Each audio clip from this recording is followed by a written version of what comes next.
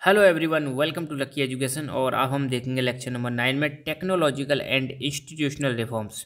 देखो, अब तक हमने एग्रीकल्चर की बात की थी, टाइप्स ऑफ एग्रीकल्चर देखी थी, हमने सारी चीज़ें अब तक डिस्कस कर ली हैं।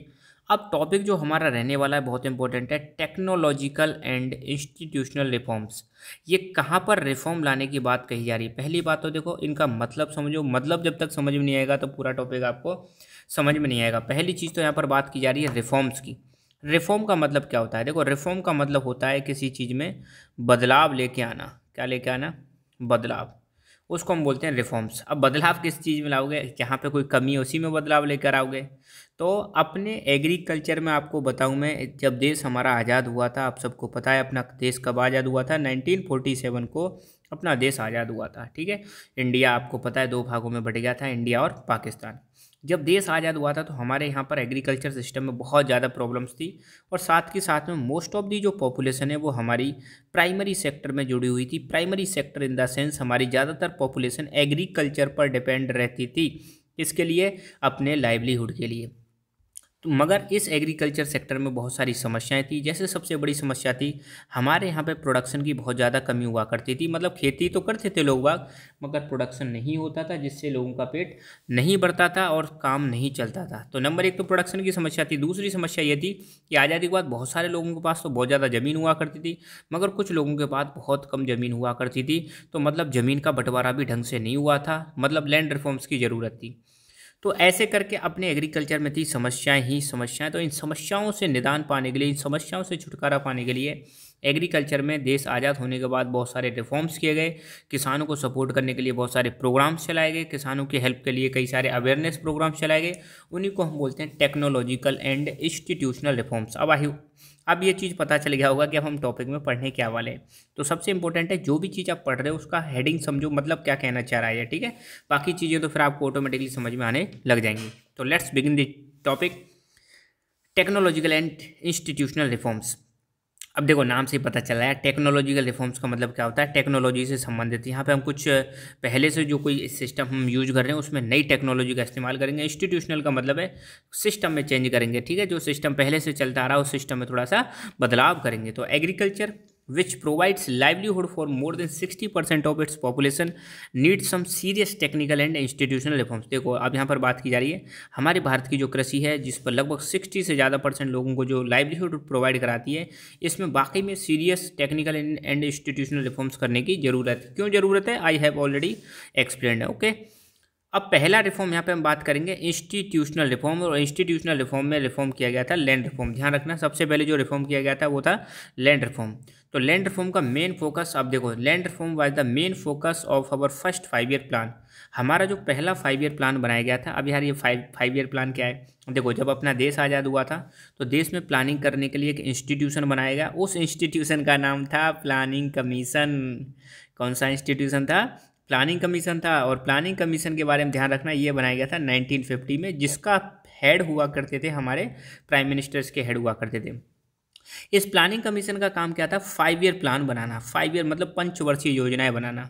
और हमारा पहला 5 ईयर प्लान बना था 1951 से 1956 के बीच में, पहला 5 ईयर प्लान बना था।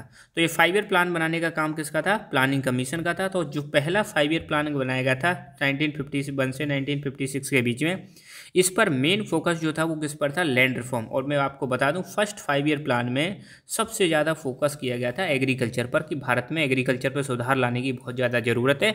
एग्रीकल्चर में भी लैंड रिफॉर्म पर बहुत ज़्यादा फोकस करने की ज़रूरत है, तभी हम अपने किसानों को और अपने देश को बना सकते हैं, समृद्ध बना सकते हैं। ठीक है।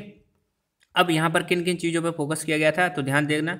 जैसे ही देश आज़ाद हुआ उसके बाद इन चीज़ों पर फोकस किया गया था। Number 1, collectivisation, consolidation of holdings, cooperation and abolition of zamindari, ETC were given priority to bring about institutional reforms in the country after independence. Collectivisation का मतलब लैंड को, मतलब छोटे छोटे मतलब पार्ट्स में डिवाइडेड है, उसको कलेक्ट कर लेना, बड़ा कर देना। कंसोलिडेशन ऑफ होल्डिंग मतलब अलग अलग वही ज़मीन मतलब अलग अलग जगह पर है, उसको क्या कर देना? एक कर देना, कंसोलिडेट कर देना, उस वो भी ज़रूरत है। और कॉपरेशन एंड एबोलिशन ऑफ जमींदारी, पहले जो जमींदारी सिस्टम चलता था, है ना, जमींदारी में जो जमींदार हुआ करते थे, लैंडलॉर्ड्स जो हुआ करते थे, गांव से टैक्स कलेक्ट करते थे किसानों से, उस सिस्टम को, जो मिडिलमैन वाला सिस्टम था, उसको ख़त्म करना। ये सारी चीज़ें की गई इसमें लैंड रिफॉर्म में, ध्यान रखना। ठीक है। दूसरा है इंस्टीट्यूशन, अभी लैंड रिफॉर्म ही चल रहा है। The right of inheritance, right of inheritance आप समझते ही हो क्या होता है। जैसे मान लो किसी के पास मान लो 100 बीघे ज़मीन है, ठीक है, और उसके 4 संतान हैं, तो ये ज़मीन कितने भागों में बढ़ जाएगी, 4 है तो 25 बीघे, मतलब ऐसे करके ये डिवाइड हो जाएगी। इसको हम बोलते हैं लैंड का ट्रांसफ़र होना, ऐसे करके, ठीक है। तो ये हमारे यहाँ पे सिस्टम चलता है, पिता से बच्चों में ज़मीन ट्रांसफ़र हो जाती है। तो right of inheritance has already led to fragmentation of land holdings necessitating consolidation of holding. तो देखो इस राइट ऑफ इनहेरिटेंस, इनहेरिटेंस मतलब पिता से बच्चों में जो चीज़ ट्रांसफर हो जाती है उसको हम बोलते हैं इनहेरिटेंस, ठीक है। तो इनहेरिटेंस के राइट की वजह से, अधिकार की वजह से ज़मीन ऑलरेडी क्या हो रही थी, जैसे 125 में बढ़ गई, अब मान लो इन 25 वाले के 4 संतान फिर हो गई, 5 हो गई, तो 5-5 बीघे हो जाएगी। तो इसकी वजह से ज़मीन क्या होती जा रही है, फ्रेगमेंट होती जा रही है, टूटती हुई जा रही है, बढ़ती हुई जा रही है। तो इसको भी क्या करने की ज़रूरत है, कंसोलिडेट करने की ज़रूरत है। The laws of land reforms were enacted but implementation was lacking और ल्यूकवार्म। देखो आज़ादी के बाद सरकार ने लॉ तो बना दिए लैंड रिफॉर्म से संबंधित, मगर दिक्कत ये रही यहाँ पे कि इन लॉ को इम्प्लीमेंट नहीं किया जा सका, इम्प्लीमेंटेशन में इनमें कमी रही, और जब इम्प्लीमेंटेशन में कमी रही तो इसको हम सक्सेसफुल नहीं बना पाए। दूसरा है हमारा टेक्नोलॉजिकल रिफॉर्म्स, ये एग्रीकल्चर रिफॉर्म ही है टेक्नोलॉजिकल। अब यहाँ पर हम कुछ टेक्नोलॉजी की बात करेंगे, नई टेक्नोलॉजी की बात करेंगे। तो आपको मैं बता दूँ 2 टेक्नोलॉजी पर हमने फोकस किया था। एक तो हमने सीरियल्स का प्रोडक्शन बढ़ाने के लिए, अनाज ग्रेन्स का प्रोडक्शन बढ़ाने के लिए ग्रीन रेवोल्यूशन लेकर आए थे, और दूसरा मिल्क का प्रोडक्शन बढ़ाने के लिए हम वाइट रेवोल्यूशन लेकर आए थे, और एक प्रोग्राम चला था जिसका नाम था ऑपरेशन फ्लड 1970 के टाइम पर। तो government of India in 1960s and 70s introduced agriculture reforms to improve Indian agriculture like green revolution and white revolution. तो आप ध्यान रखना कौन कौन से टेक्निकल रिफॉर्म्स इंडियन एग्रीकल्चर में इंट्रोड्यूस किए गए थे सरकार के द्वारा 1960s एंड 70s के टाइम पर। तो ग्रीन रेवोल्यूशन और वाइट रेवोल्यूशन, वाइट रेवोल्यूशन में प्रोग्राम चलाया गया था ऑपरेशन फ्लड। इन दोनों की वजह से दिक्कत ये रही कि इसका भी मतलब एक लिमिटेशन है। यहाँ पे क्या देखने को मिला, कुछ ही जगह पर ग्रीन रेवोल्यूशन और वाइट रेवोल्यूशन सक्सेसफुल हुई थी। जैसे अगर मैं ग्रीन रेवोल्यूशन की बात करूँ तो ग्रीन रेवोल्यूशन आपकी जो सक्सेसफुल हुई थी, यहाँ पे रेवोल्यूशन और लिख लेना, ग्रीन रेवोल्यूशन जो सक्सेसफुल हुई थी वो जनरली पंजाब, हरियाणा और वेस्टर्न उत्तर प्रदेश में ग्रीन रेवोल्यूशन ज़्यादा सक्सेसफुल रही थी। बाकी जगह पर इतना ज़्यादा सक्सेसफुल नहीं रही थी, क्योंकि यहाँ पर पानी खूब सारा अवेलेबल था, किसान बहुत ज़्यादा प्रॉस्परस थे, तो इन जगह पर ये अच्छी तरह से डेवलप हो गई। मगर बाकी जगह पर ये उतनी ज़्यादा डेवलप नहीं हो पाई। ग्रीन रेवोल्यूशन में व्हीट और राइस, इन 2 क्रॉप पर बहुत ज़्यादा फोकस किया गया था। वाइट रेवोल्यूशन की बात करें तो गुजरात, महाराष्ट्र वाले एरिया में वाइट रेवोल्यूशन सक्सेसफुल हुई थी। और उसी समय पर आपको मैं बता दूं अमूल नाम की एक कंपनी इस्टेब्लिश हुई थी, आनंद मिल्क यूनियन लिमिटेड गुजरात में, जिसका अभी तक प्रोडक्शन चल रहा है, आपको पता होगा, मिल्क प्रोड्यूस करते हैं। तो इन 2 रिफॉर्म्स की वजह से इंडिया बन गया सेल्फ रिलायंट कंट्री। एक ज़माना था जब हम अमेरिका पर डिपेंड रहते थे और व्हीट के लिए, मगर जैसे ये रिफॉर्म्स आए तो इंडिया सेल्फ सफिशिएंट बन गया, ठीक है। यहाँ पर आपकी बेसिक्स के लिए मैं कुछ चीज़ें बता दूंगा, आपने बचपन से ही पढ़ा होगा। MS स्वामीनाथन, इनको बोला जाता है father of green revolution in India. Bharat में ग्रीन रेवोल्यूशन का फादर बोला जाता है MS स्वामीनाथन को, जिनका जन्म हुआ था 7 अगस्त 1925 को। याद करने की ज़रूरत नहीं है, ये याद रखना कि ग्रीन रेवोल्यूशन लाने वाले कौन थे भारत में, ये हैं MS स्वामीनाथन। इनके बारे में थोड़ा सा याद रहना चाहिए, कौन ग्रीन रेवोल्यूशन भारत में लेकर आए थे। दूसरा वाइट रेवोल्यूशन इंडिया में लाने वाले वो हैं वर्गीस कुरियन। तो फादर ऑफ वाइट रेवोल्यूशन कहा जाता है वर्गीस कुरियन, और इन्होंने ही ऑपरेशन फ्लड को क्या किया था, बनाया था उस समय पर। ये चीज़ भी आप ध्यान रखना। अब इसके बाद एक और चीज़ दे रखी है, comprehensive land development programme. Comprehensive land development programme ये सरकार ने इंट्रोड्यूस किया था 1980s और 1990s। अब देखो ये ऐसे लग रहा है ना, इसका मतलब भी समझ लो। 1980s में ऐसा लग रहा है, इसका मतलब ये कि 1980 से 1990 के बीच में, ऐसा ध्यान रखना। 1990 लग रहा है, इसका मतलब 1990 से 2000 के बीच में, 10 साल वाला है ना। तो 1980 और 1990 के बीच में ये प्रोग्राम चलाया गया था, कौन सा, कॉम्प्रीहेंसिव लैंड डेवलपमेंट प्रोग्राम। तो इसमें दोनों चीज़ों पर फोकस किया गया था, इंस्टीट्यूशनल रिफॉर्म्स भी लाए गए और टेक्निकल रिफॉर्म्स भी लाए गए। इस दौरान क्या क्या किया गया था, ये बहुत इंपॉर्टेंट है। कॉम्प्रीहेंसिव लैंड डेवलपमेंट प्रोग्राम में क्या किया गया था, तो इसमें एक तो प्रोविजन बनाए गए किसके खिलाफ, drought, flood, cyclone, fire, disease, कि अगर मान लो एग्रीकल्चर में समस्याएं आती हैं तो इनसे निपटने के लिए क्या किया जाएगा। दूसरा, इस्टेब्लिशमेंट ऑफ ग्रामीण बैंक। ग्रामीण बैंक इस्टेब्लिश की गई गांव में। बैंक, गांव में बैंक इस्टेब्लिश करने का पर्पज़ क्या है, किसानों को लोन मिल सके, सिंपल सी बात है, और वो भी कम इंटरेस्ट पर।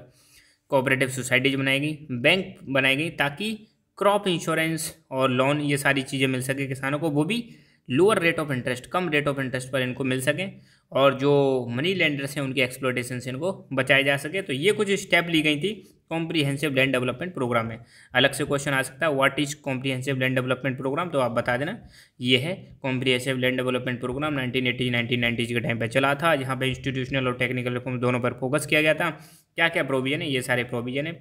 एक तो ड्रॉट मतलब सूखा, बाढ़, साइक्लोन, फायर, डिजीज, इनके खिलाफ इसमें कुछ प्रोविजंस बना रखे हैं। साथ के साथ में ग्रामीण बैंक, कोऑपरेटिव सोसाइटी और बैंक इस्टेब्लिश की गई थी, ताकि किसानों को कम इंटरेस्ट रेट पर ब्याज पर लोन दिया जा सके। इसके अलावा और भी कुछ रिफॉर्म लाए गए, जैसे किसान क्रेडिट कार्ड, किसान को क्रेडिट कार्ड की फैसिलिटी प्रोवाइड की गई, पर्सनल एक्सीडेंट इंश्योरेंस स्कीम चलाई गई। ठीक है, ये भी गवर्नमेंट ऑफ इंडिया ने की थी, ताकि किसानों को बेनिफिट मिल सके। साथ के साथ में वेदर बुलेटिन और एग्रीकल्चर प्रोग्राम चलाए गए। वेदर बुलेटिन और एग्रीकल्चर प्रोग्राम टीवी और रेडियो पर चलाए गए थे, ताकि किसानों में एग्रीकल्चर से संबंधित नॉलेज बढ़ाई जा सके, एग्रीकल्चर से संबंधित इनको ज्ञान दिया जा सके, सो दैट ये अपने उस ज्ञान का एग्रीकल्चर में फ़ायदा उठा सकें। और भी प्रोग्राम किए थे सरकार ने चलाए थे, जैसे मिनिमम सपोर्ट प्राइस, आप सबने सुना होगा, इसको हम बोलते हैं एमएसपी। सरकार क्या करती है, पहले ही रबी और खरीफ की फसल बोने से पहले ही सरकार अनाउंस कर देती है कि हम आपकी इस फसल को इतने दाम पर खरीदेंगे। तो एमएसपी जो रहती है मार्केट प्राइस से ज़्यादा रहती है। इनको चलाने का पर्पज़ यही था कि जो मिडिल मैन होते हैं, मंडी वंडी होती है, जो दलाल वलाल होते हैं जो पैसे खा जाते हैं, उनके एक्सप्लॉयटेशन से किसानों को बचाया जा सके। इसके लिए सरकार ने minimum support price, remunerative and procurement price, ये चीज़ें चलाई थी कुछ इंपॉर्टेंट क्रॉप्स के लिए, सो दैट किसानों का भला किया जा सके। ठीक है, तो ये चीज़ भी आपको ध्यान रखनी है। तो बस आज के लेक्चर में इतना ही। Thank you so much, keep learning, keep enjoying and God bless you all.